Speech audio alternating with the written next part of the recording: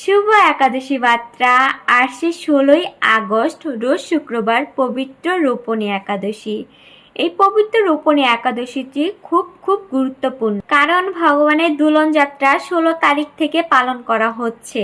আর পবিত্র রোপণী একাদশী ব্রত মাহাত্ম্যটি খুব গুরুত্বপূর্ণ।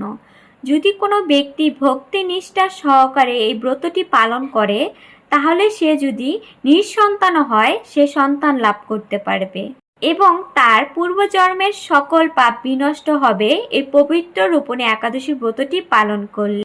এই ব্রত পালনে বাজপেয় যজ্ঞের ফল লাভ হয় ও সহস্র কোটি গোদানের ফল লাভ হয়। তাই আমরা সবাই এই একাদশী ব্রতটি ভক্তি সহকারে নিজে পালন করব, অন্যকে পালন করার জন্য উৎসাহিত করব।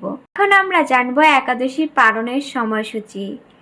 বাংলাদেশ পারণ 5টা 41 থেকে 8টা 37 পর্যন্ত এবং ভারতের পারণের সময় 5টা 15 থেকে 8টা 7 পর্যন্ত।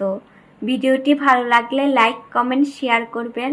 আর হ্যাঁ, অবশ্যই সনাতনীদের জন্য সবাই প্রার্থনা করবেন বেশি করে, কারণ বাংলাদেশের সনাতনীরা ভালো নেই। কিছু জায়গা অনেক হামলা হচ্ছে, বাড়িঘর এখনও পুরানো হচ্ছে। তো আপনারা সকল সনাতনীরা আমাদের পাশে থাকবেন। হরে কৃষ্ণ।